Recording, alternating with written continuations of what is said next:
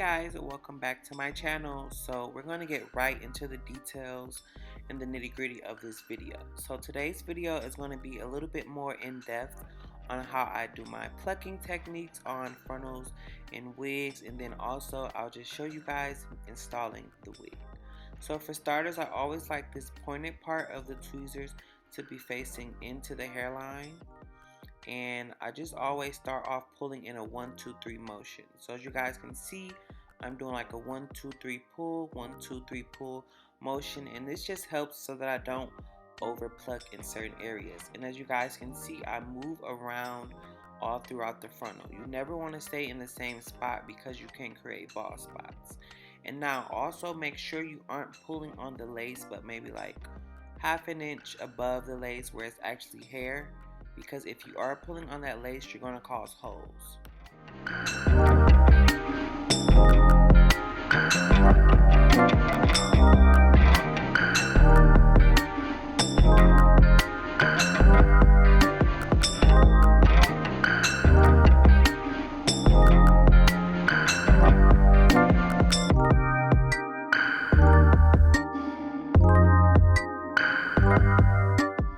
You also want to frequently comb like the hair back so that you can see the progress that you're making. So now what I'm going to go ahead and do is pluck a little bit more where that back part is of that plucking to just kind of thin out that line. You never want any like thick lines or anything of demarcation. It'll make the wig look unnatural. So I always try to do a gradient effect from thinness to thickness. So you'll see me go in more closely to that back part and just kind of really thin that out. You'll never also want to pluck directly in the middle too much, because you don't want to go in and make a part and then it'll just be like bald in the front. So I always make sure I kind of stay away from the middle. Towards the end, I'll go in and actually like pluck out a part or anything of that nature. And after I go in and pluck everything out to my liking, I'll comb all the hairs back and just use the pointed part of the tweezers again to just pull out a few hairs from the actual front of the hairline to just kind of open that up. And we're just really trying to break up any lines of demarcation and just make everything look as natural and seamless as possible.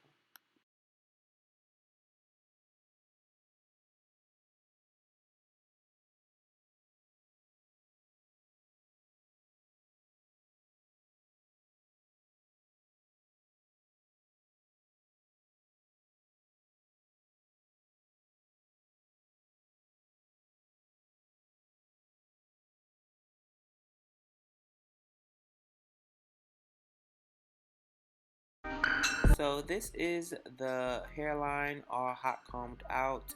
I will go in a bit more on my client's actual head so I can kind of pluck it more custom to their forehead shape or their hairline and make it more unique towards them. So here you'll just see me go in various spots to just kind of thin certain areas out.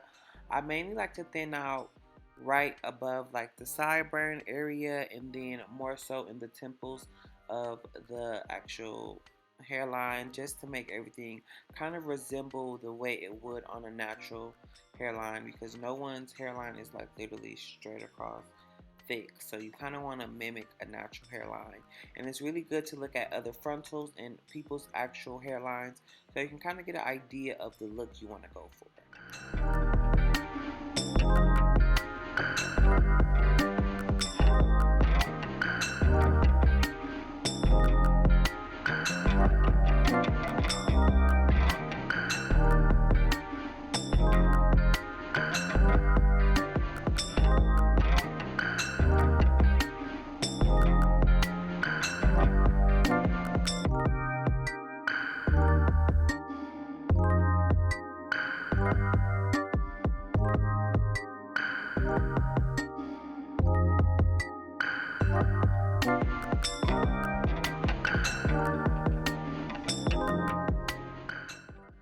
So please excuse my client's cap. Y'all know I do not really care like to make the caps super melted or anything like that.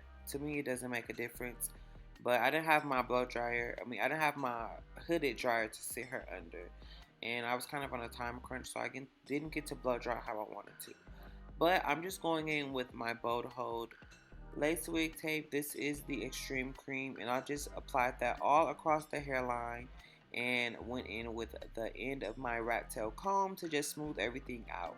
And when I do go in for wigs, I'll go in with 3 layers. If I want it to be more secure, I'll do 4 layers, but I'll add in tape between the 3rd and 4th layer.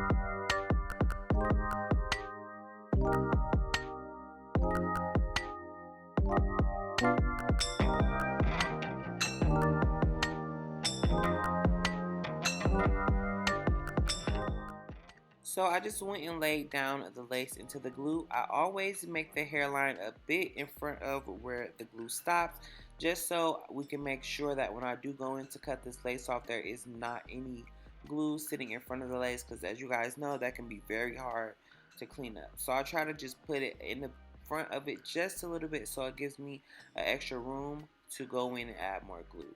So I always cut up the middle of my laces, and then I'll just go in. And as you guys can see, I'm using kind of a zigzag motion. You never want to cut anything straight across, because you don't want anything to be like too noticeable or create any lines of demarcation. And after I go in and cut off that excess lace, I'll go in and lift up the extra lace that didn't have glue under it. As you guys can see, it's a pretty easy process. I just put some under, and then I take my right tail comb again to go in and smooth that out. And then I'll use the teeth of that comb to go ahead and comb that lace down forward into the glue.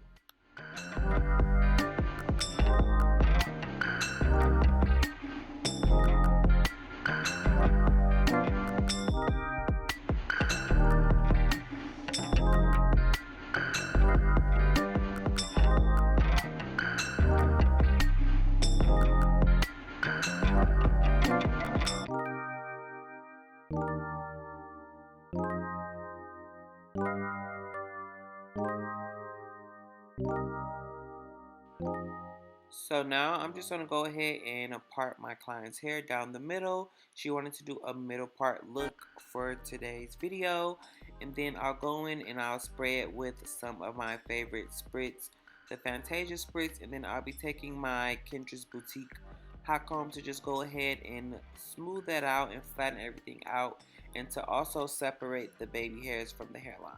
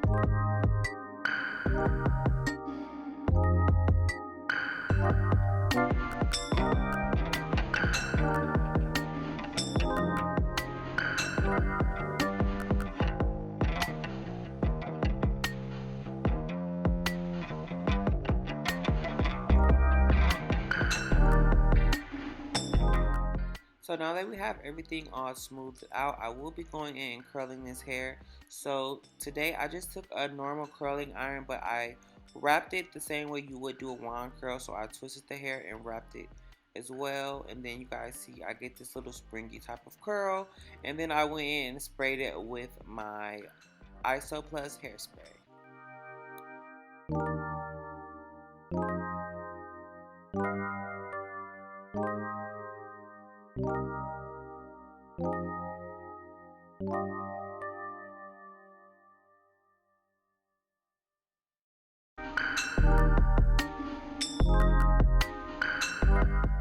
So now I'm just going in and just reinforcing those baby hairs that I parted out to just make sure I have them where I want them.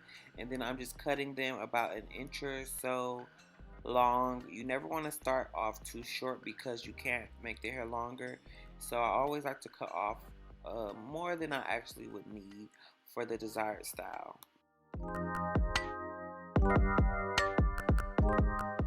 So now I'm going to be using my pencil flat iron to just go ahead and curl those pieces I left out. This makes the baby hairs form way better, especially when you're using like straight or body wave hair, because in my opinion it's always easier to do baby hairs on curly hair. So I started to curl like the sideburns and the actual baby hairs, and I find it makes it so much easier to do the baby hairs.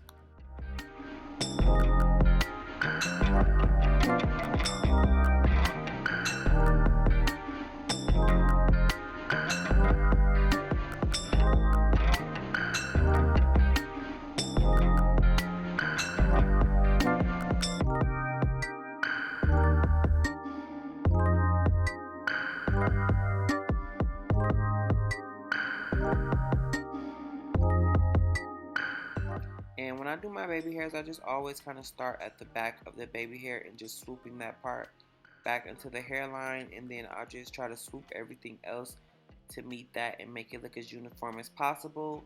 And then I'll go along the bottom of the swoop and cut like the hairs off.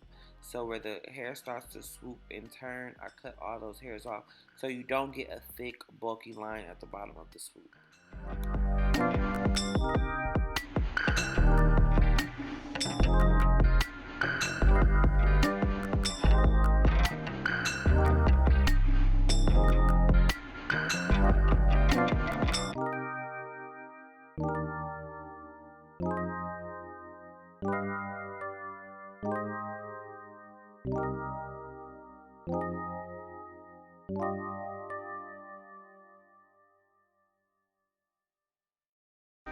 So now I'm taking my Kendra's Boutique wax stick to just go ahead and further just flatten and smooth out the top and just kind of take away any flyaways and make everything look as neat and uniform as possible. I just always try to make everything look super neat and clean, you know, as clean as it can get.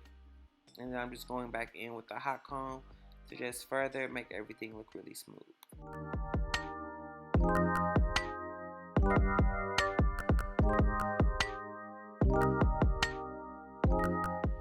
And this is pretty much my final look. If you guys enjoyed this video, please leave a like and thumbs up below.